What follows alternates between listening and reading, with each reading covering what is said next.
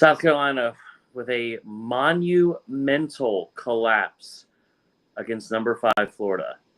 I know I'm overreacting. That's the whole point of the show. It's the live instant overreaction. We asked the question, is it time for Coach of the Year, Lamont Paris, to be on the hot seat? Locked On Gamecock starts right now.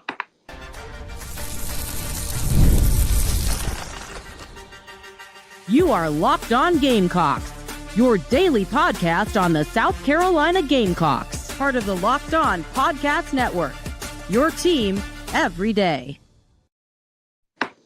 I don't get it. I don't know what the hell just happened. We haven't done a live instant reaction since what do you call it? Since football season. But here we are. First and foremost, shout out to everybody. I see it. Mike Pratt, and I appreciate that. Everyone that listens to Locked On Gamecocks makes it the first listen each and every day. Shout out to Everydayers. We're a free and available podcast wherever you get your podcasts, as well as on YouTube on the Locked On Podcast Network. I was so excited. To do this episode because I thought, thanks, Herman Brown. Oh, what's up, Herman Brown? Good to hear from you, dude. I was so excited to do this episode because it just felt like we weren't going to jinx it. There was just no way. There was just no way that this would have happened. I don't fully get it. Check my inbox. Which one? I just a 16-point lead in the first half. We can go through the numbers.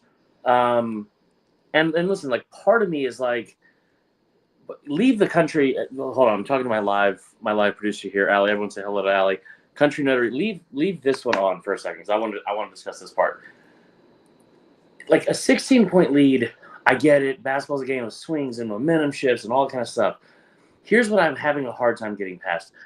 Florida's really good. They won 19 straight games, something crazy I think they said, or like they have been very, very good.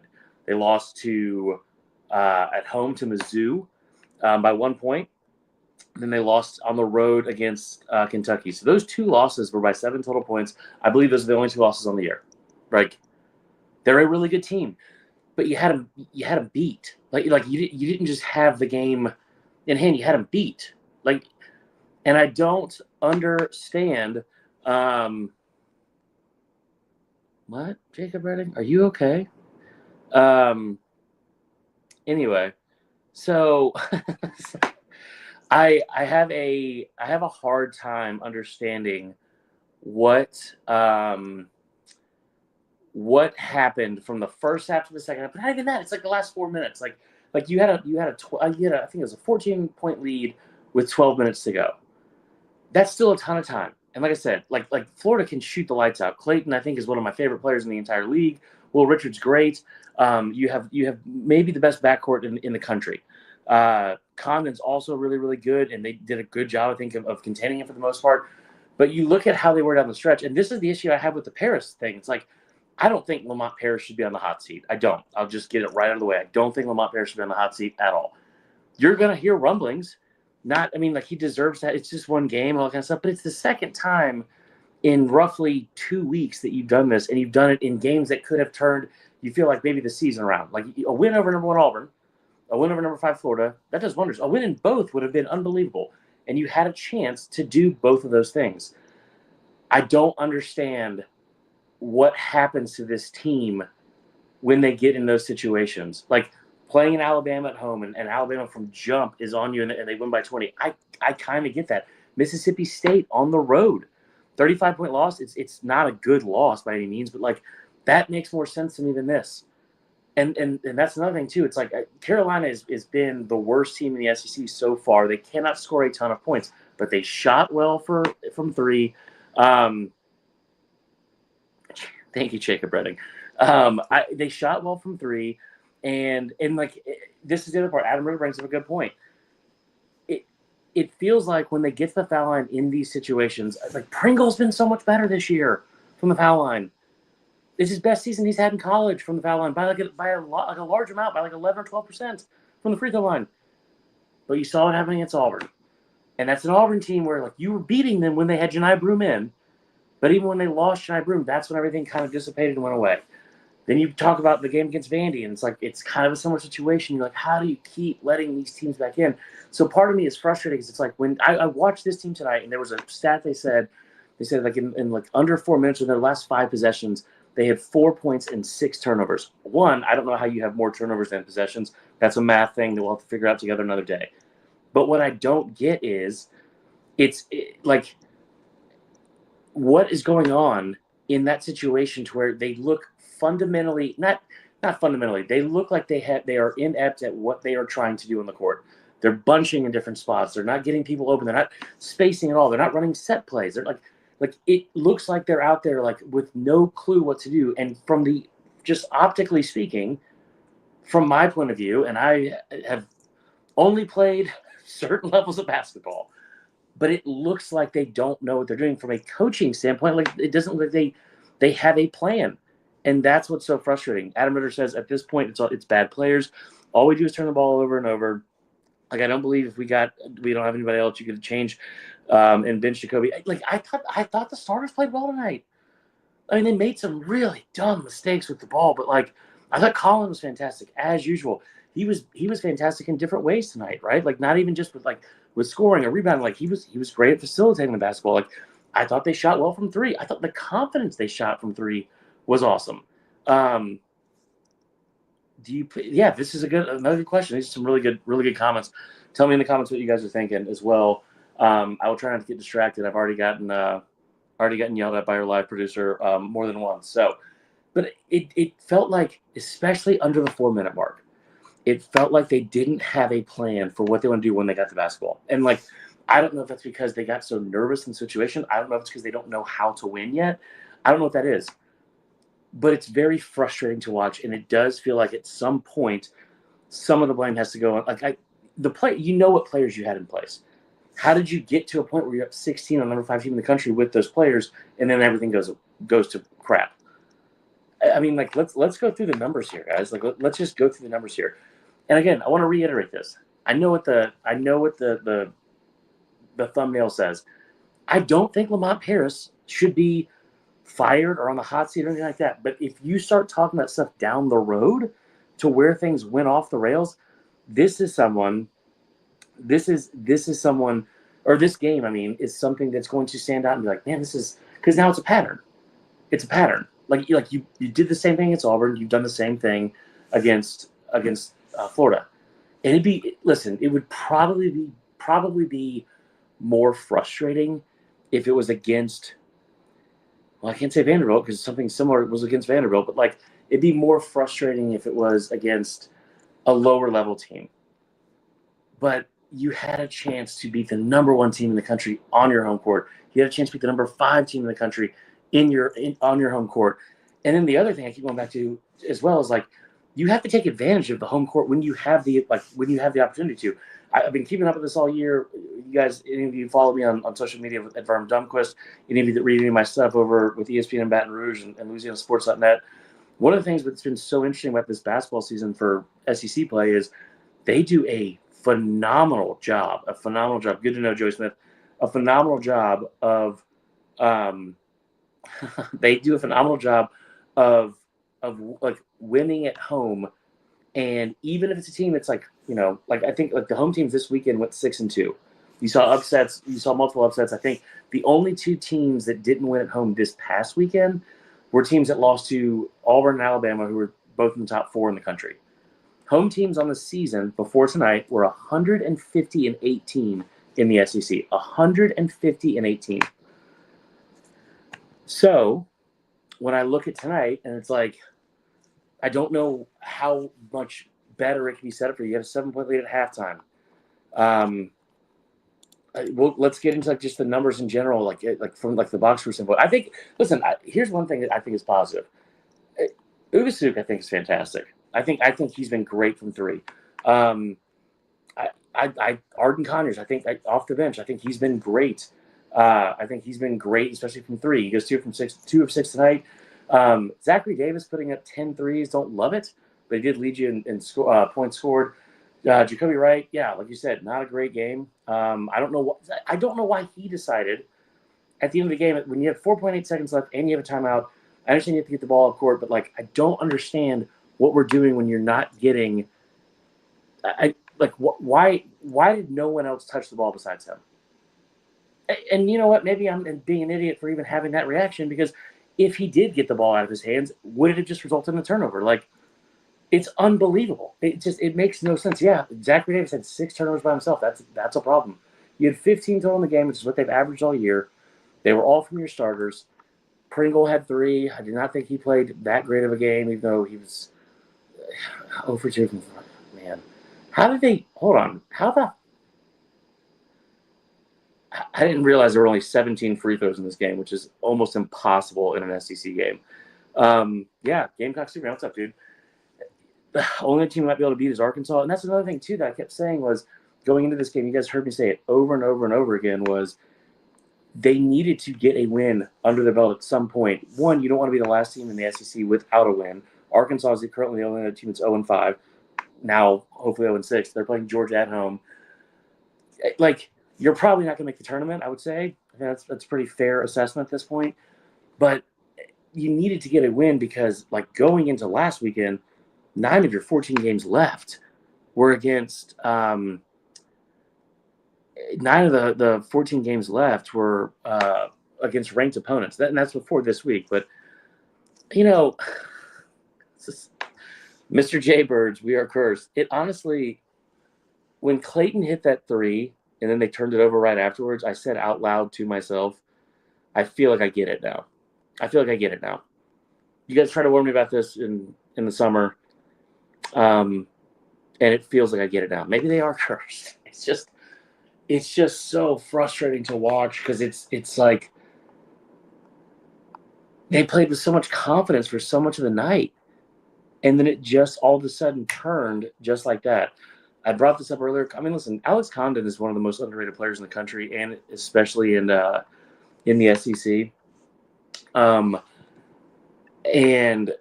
hold on, I'm trying to pull this up real quick. See these numbers. Condon's one of the better players in the country, underrated players in the country, and the SEC.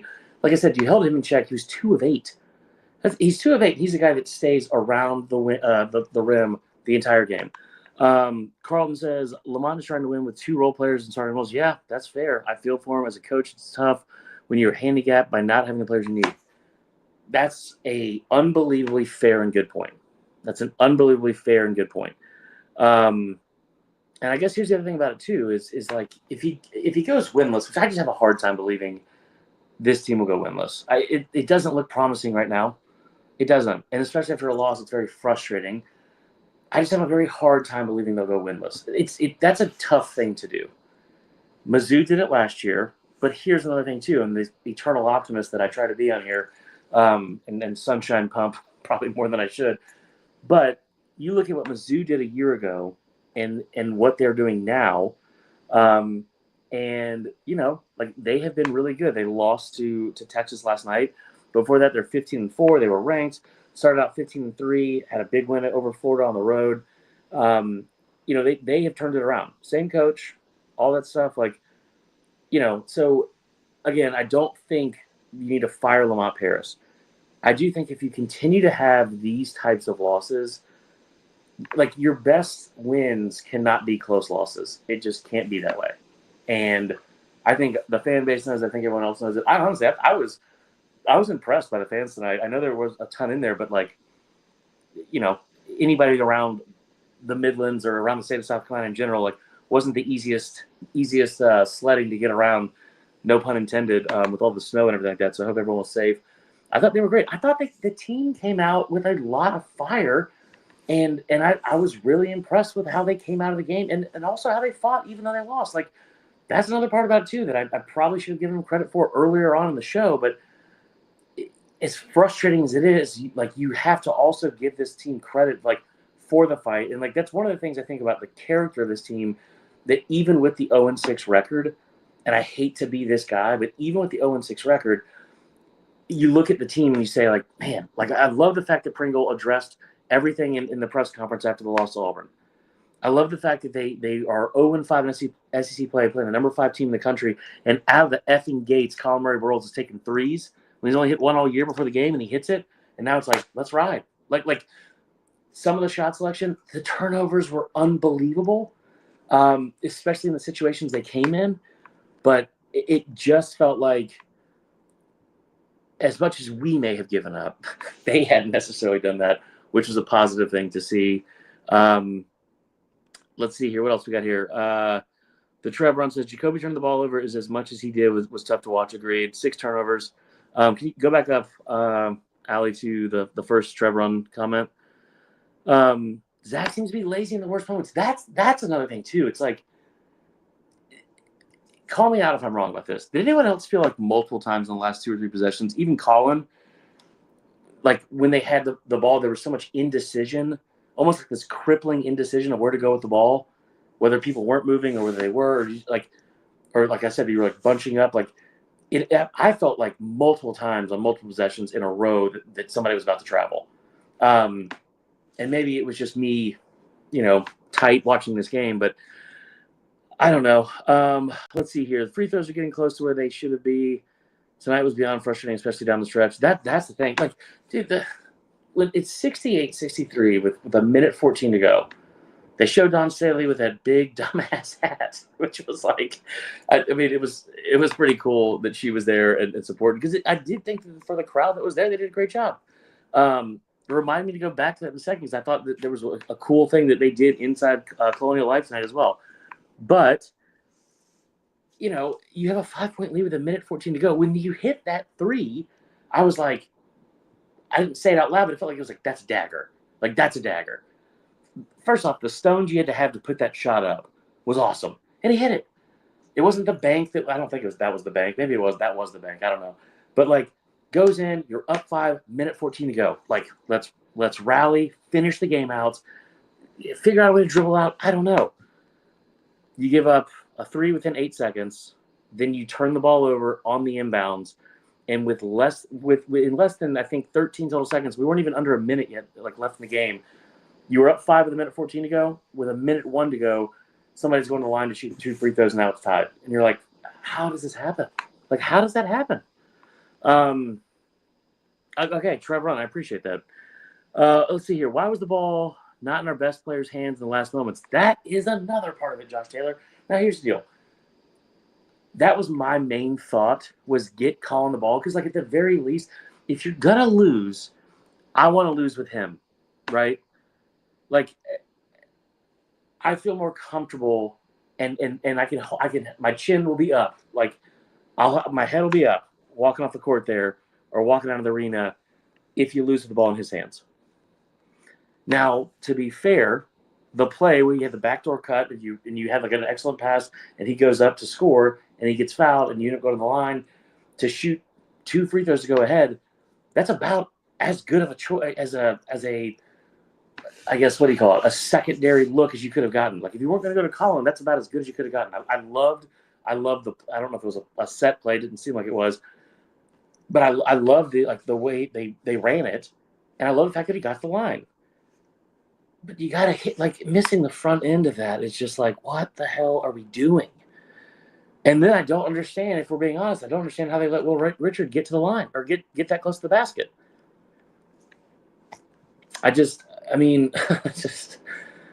Oh my God. Oh, anyway. The Gamecocks are becoming Mississippi State of SC basketball. Agree on the indecisiveness and looking like we're about to travel part. I appreciate that, country. Nate Benson says the Gamecocks are becoming Mississippi State of SC basketball. Listen, I hope you mean, I don't think about for football, right? That football team went 2-10. Is that? I guess it is that bad. That's 2 more wins than we have right now in SEC play. I hate how accurate that feels, Nate. I'll be honest with you. I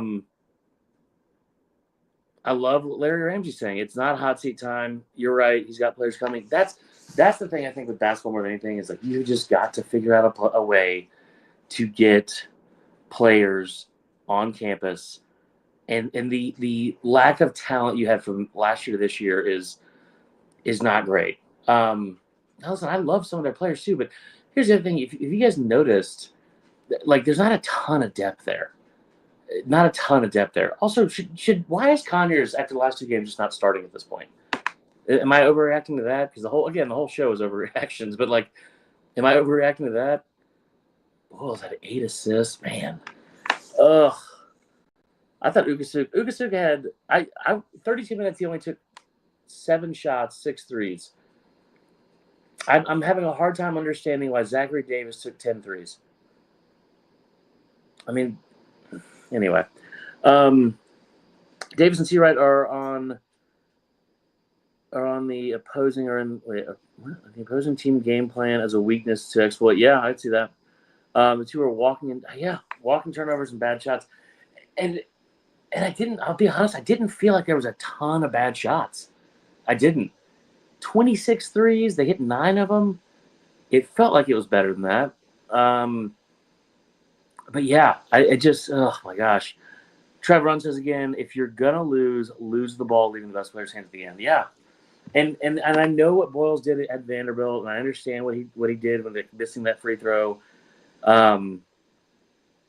But yeah, it's so frustrating. Herman Brown says, are you going to be at some baseball games once they start? So here's the cool thing about the baseball stuff is, one, I love baseball. Played it all throughout college and had a blast. I cannot wait for SEC baseball season. I'll kind of defer to you guys on how much we want to focus on that as like off-season content. And by off-season, I mean not football. But the cool part about it, too, is the other part of my job working with Baton Rouge or people out of Baton Rouge. There's some connections that they have with Maneri and like some good insight from him. So I'm excited to see what he's going to do as a guy that's won a national championship, won at Omaha, like coming into what was one of the best, if not the best programs in the country just 10 to 15 years ago. So I will be at least one game, but I will also be moving back to Atlanta here shortly for at least a little while, probably for a long time, which would mean on a positive way, I'm only 3 hours away. And then 2, we're going to have working internet all the time. So I don't do this from my phone. So yeah, long story short, we'll be at some. Yeah, I guess that's pretty much it, guys. That's for the show. I appreciate you guys listening. Tough night. Let me see who we have next year. You fall to 10-9, 0-6 in conference play. My God. Bear with me.